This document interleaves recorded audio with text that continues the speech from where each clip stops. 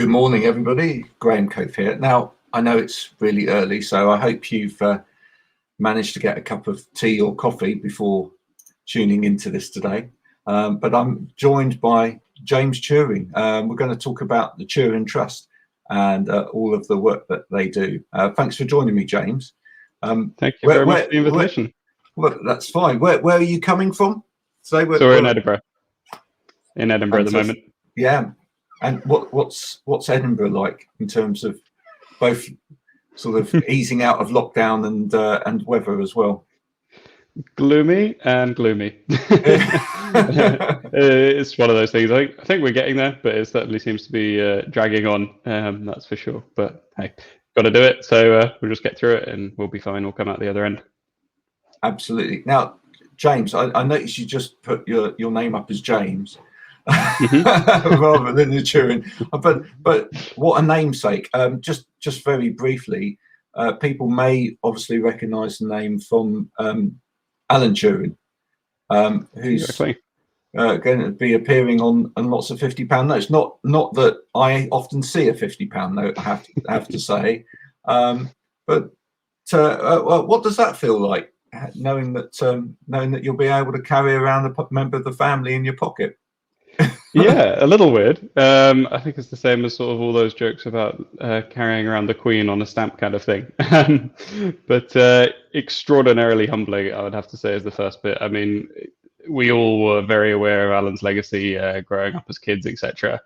But it seems over the particularly last 10 years, after the Imitation Game came out and things like that his stars just continue to rise, and it seems almost every day there's something else that's happening where you're going, oh yeah, Alan did that as well. Okay, not bad. And this is one of the latest, and I think perhaps one of the most monumental. I think there's only a few dozen people who ever make it onto a banknote, so extraordinarily humbling. And I just hope people will forgive me for paying with 50s for everything from now on. No, I'm sure they will. Were you good at codes as a child? Were you given things like Rubik's cubes and other things to see how good you were at decoding? Sort of. I mean, there was definitely a little bit of that in there, but I think particularly for me and my brother, we were both, although we were both into technology, neither of us were particularly into computer science necessarily. I think it's one of those things where the background we'd been given in sort of learning a lot about Alan had led us into quite deep basics and fundamentals and theory of computer science, rather than more of the practical applications. And if you go back sort of 20 years, there weren't these kind of amazing apps and stuff you can download like Scratch to get kids into coding. So you would have been dealing much more with, HTML or C++ or something that's a bit rawer and a bit harder to probably first get to grips with. So neither of us ended up going into it, probably because we're not intelligent enough, although don't tell my brother that. And we both ended up going into more, human subjects. So, for example, my brother ended up going into history. For me, I did architecture with civil engineering and then led on to international development. But certainly it was one of those things we were quite aware of as children. And generally, I think we kind of thought, that's a bit tough. We'll leave that to Alan. Oh, wonderful. Now, you've had a relationship with Nextstand in terms of Nextstand supporting you over the last few years. When did that relationship start? Yes, that's right. So a little over a year ago now, I think. And so Nextstand have been fantastic in joining us as one of our corporate partners, where basically every sale of one of their laptop stands ends up in a donation, which helps get another computer into a school, which is fantastic. I think it's a really wonderful way to kind of approach business, almost a bit like a one-for-one kind of model, which is wonderful. Cool. When did the Turing Trust start? And when did your involvement with it start? So the charity was born in 2009 with a very simple mission to try and get one computer lab in one classroom in Ghana. And I think in 2010, we donated an entire 2 laptops, which was a huge achievement. And then things slowly grew quite organically from then. So although we had the initial ambition of just one computer lab in one school, once we got our first 20 computers, we realized actually there's a few hundred more we could get here. And kind of saw that opportunity, which really started snowballing and led to thousands of computers now, which is wonderful. That's brilliant. How's this pandemic affected the work of the Turing Trust? It's been interesting. So on the one hand, we've seen a wonderful outpouring from the community. There have been hundreds of, if not thousands, of offers of computers, and we've seen lots of donations come in as well. But on the other hand, it's had plenty of challenges. I mean, for example, our work in Malawi, they've gone through some pretty serious lockdowns as well, with school closures and things that have made it pretty difficult for our staff to get out there and do their work in installations, but also in the monitoring and teacher training and things like that. And likewise in the UK, I mean, we're basically a volunteer-run charity. All the computers that we get are processed at some point by a volunteer. And obviously with lockdowns, volunteering for a time was a bit of an awkward can you not. And certainly for lots of our volunteers, we have lots of guys who are over 60. So volunteering for them was a you probably shouldn't kind of situation. And that had a pretty significant impact and still does. We're still very limited in the office. You know, normally we might have, say, up to 20 people in the office in one day. We're currently working at more like 5. So it's been challenging, but on the other hand, I think I've been really delighted by the response. It seems that the pandemic has really shone a light on inequality, be it globally or be it locally. And I think that's one of the things where sort of if you rewound 2 years ago, we'd say, oh, every single person in the UK has a mobile phone, a tablet, and a laptop. Guaranteed. Everyone's so digital. How could they not? But the reality is, whilst one family might have one laptop, that doesn't mean all 4 children have a laptop. You know, going from 1 to 5 laptops in a household is no small thing. That's pretty expensive.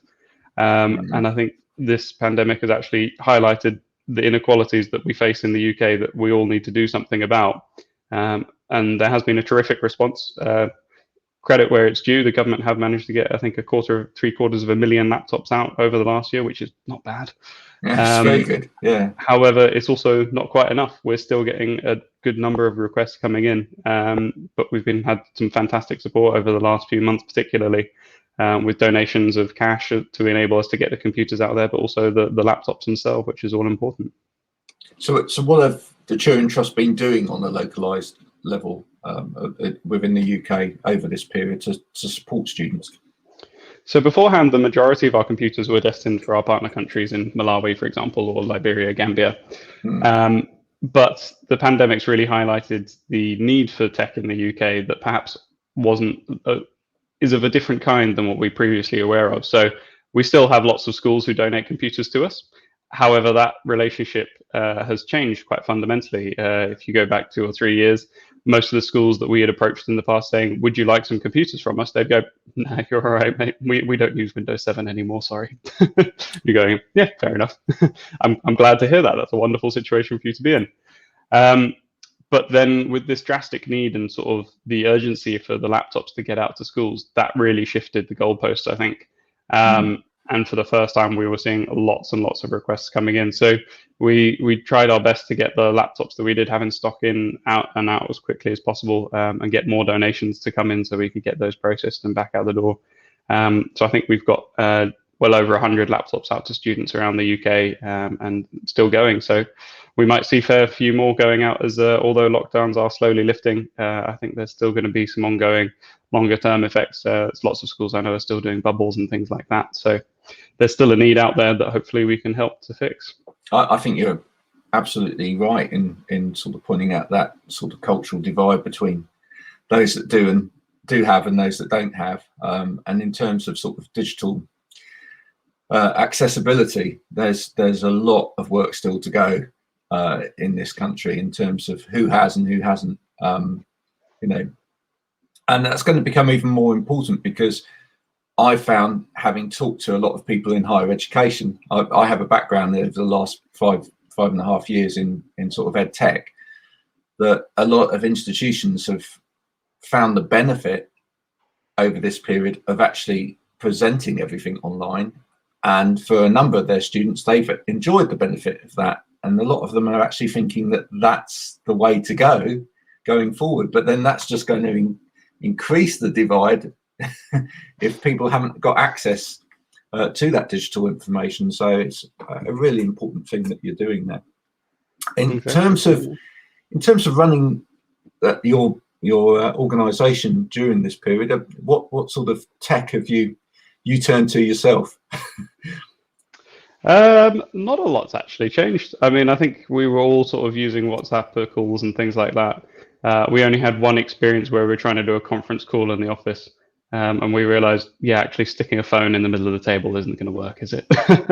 No. So we have, started using Google Meet a little bit more, but previously, I mean, we were just doing, normal phone calls. Haven't done, well, I think I've probably done more Zoom calls and things like StreamYard. This is my first today, so that's a new one. But I don't think for us as an organization, the technology barrier has been too insurmountable, really. I think that's probably a good sign. The fact that we were kind of like, oh, yeah, that'll be fine. We can all kind of do some work from home, some of us, and the guys in the warehouse will have to make another plan for. But yeah, it's good to see that things can continue in that sense. Yeah. Any tips from yourself in terms of maintaining a team's mental health and well-being whilst going through a pandemic? Yeah, no, it's a challenging one. I think you have to appreciate that everyone deals with it differently. Some people will absolutely fly with it. I mean, one of my colleagues who I don't think he ever used to spend more than 8 hours in his house a day. He was always, out and about town, just really enjoyed that kind of aspect of life, and had never seen himself ever wanting to work from home ever. Has actually turned to it quite well. I'm sure he would love not to have to work at home, but actually he's found that working from home is far more productive in terms of, yes, you miss out on the social aspects of the office, but consequently it also means there are far fewer distractions. It's one of those things where people won't turn to you and ask you the little question that probably they knew the answer to anyway, because picking up a phone and making a call just takes that a little bit longer, and they'll just become a bit more empowered with their own decision making, which is a great thing. So there are lots of positives that can come out of it like that. But on the other hand, I think it's one of those things you do need to be careful of. For example, we have lots of people who use public transport to get to us. Now, for some people, they'll be perfectly fine with that, and that's wonderful. But for others, there is a heightened concern around that, and there probably will be for some time to come. So trying to see what we can do about that, things like changing the working hours so that you can come outside of rush hours and things like that, particularly when schools are in. Getting on the bus with 400 other kids is probably a little bit worse than coming an hour later going on with like 20 other people. So yeah, it's definitely just about checking in with each person as an individual and seeing what their concerns are and what we can do about it.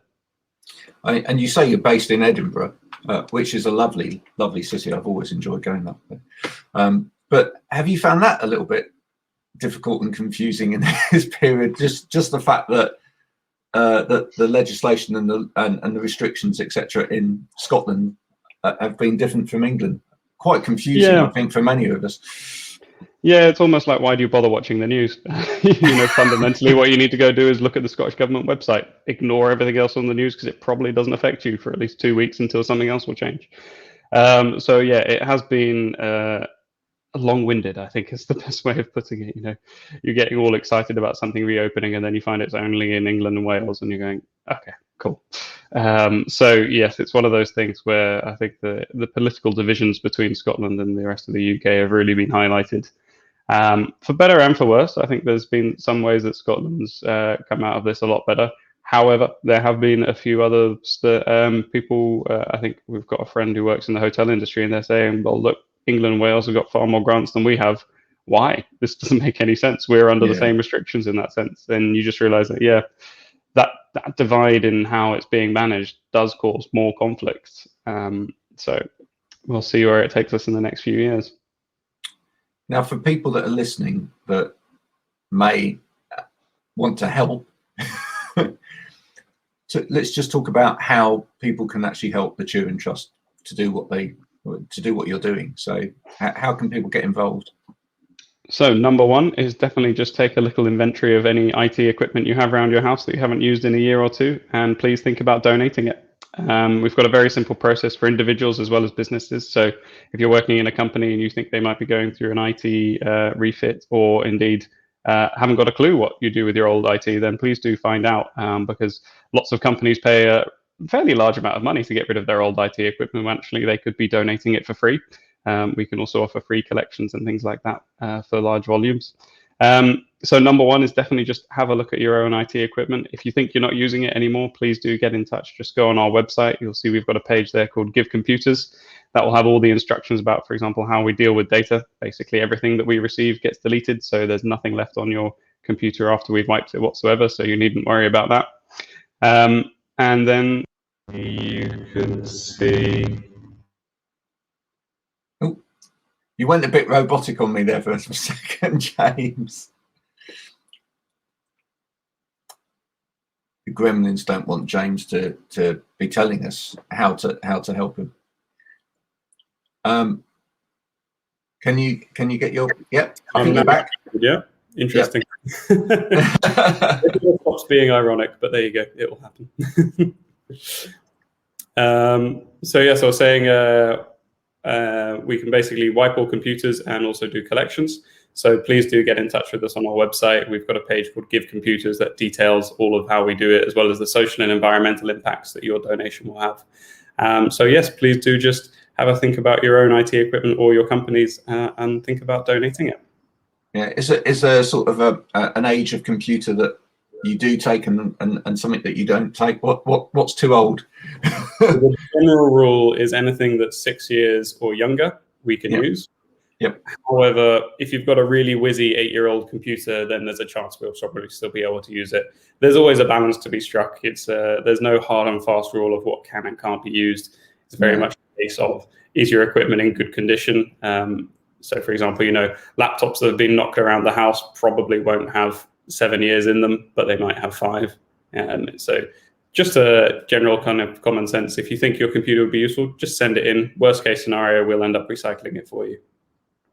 I've got a question for you from Nextan, which I don't know whether they've talked to you about before. When the things go out, does anyone give any kind of education to anyone that receives the computers about ergonomics? Just an interesting point. Absolutely. No, I think that's the most important thing about our projects in Malawi particularly. We know that if you kind of drop a computer in the classroom and just leave it there and expect everything to magically work, you'll go back in 3 months and the computer won't even turn on because it'll be broken. So before we install any computers, we make sure that we do some teacher training just on the basics of how to use the computers. So little things like you must use the surge protected cable when attaching the computers. Otherwise, your computer will get fried and you'll be crying. So it's one of those little things where, there isn't necessarily the understanding of why surge protected cables are so important. When they don't matter for phone chargers, well, the answer is your phone charger's essentially got that surge protection built in, which is wonderful. But for a desktop computer, you need to have it. So before we install any computers, we do teacher training in that sense. When we're actually installing them, we'll do another round of that, basically covering some of the more basic maintenance things like blowing the dust out of computers when needed. And then we've got a maintenance program. So essentially, the way it works for our beneficiaries in Malawi is they are essentially leasing the computers from us.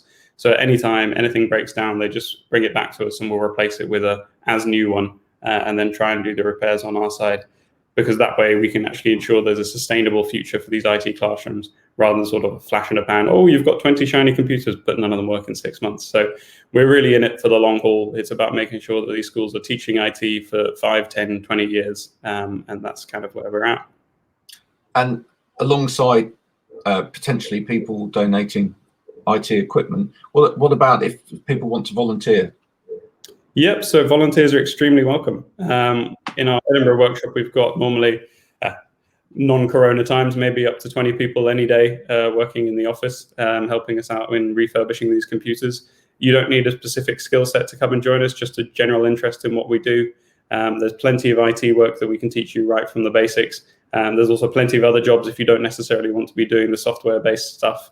There's a lot of warehouse work that we can always use help with, particularly things like testing monitors, really simple, but takes a lot of time. So we're always very keen to get more volunteers who are in the area. That's really interesting. Have any volunteers that have worked for you in the past gone on to do other jobs in IT? Yeah, dozens. That's one of the things I think we're really proud of, is the way that we never really planned it, but we kind of realized that we were one of the few places you can go and muck around with IT equipment in the flesh. And actually just experiment as you learn. So if anyone ever breaks a computer, it's not the end of the world. We'll be fine. but you also get exposed to an immense range of problems. We're essentially running an IT repair shop, where you have most of the problems that people couldn't actually repair as well. So there's all kinds of interesting challenges there that people come up to. And I think it's one of those few places where you actually get that hardware opportunity, which is quite different from the software experience, although the two kind of cross over. And so we've had loads of people who have come in who are actually not necessarily just looking to volunteer, but also looking for a bit of that work experience opportunity. I think that experience has really helped people discover that, yeah, they do have a passion for the IT. And that's something where they'll be able to kind of apply it. And fortunately, with a few people where we can provide a reference here or there, then that seems to help. And we've had a dozen or so guys go on into things like network engineering, which is fantastic. I think that's brilliant. So if people want to get in touch with you, James, or with the organisation, where do they need to go? Just let's leave people on that. Yeah, brilliant. So if you'd like to get in touch, please just go on our website. You'll see that there's a page of how to help, and click there on the volunteer page and just apply now. Or you can just contact us via info@turingtrust.co.uk. And the website address is turingtrust.co.uk as well. That's right, www.turingtrust.co.uk. Brilliant. James, it's been an absolute pleasure talking to you this morning. I hope that this actually generates some interest in both ways. But it's the work that you do is absolutely fantastic. So we continue to support you from the Next Stand team, and look forward to perhaps catching up with you again at a time when we're not so restricted by coronavirus. But for now, thank you very much for joining me. Thanks very much, Graham. Really enjoyed it. Cheers. Bye for now. Bye.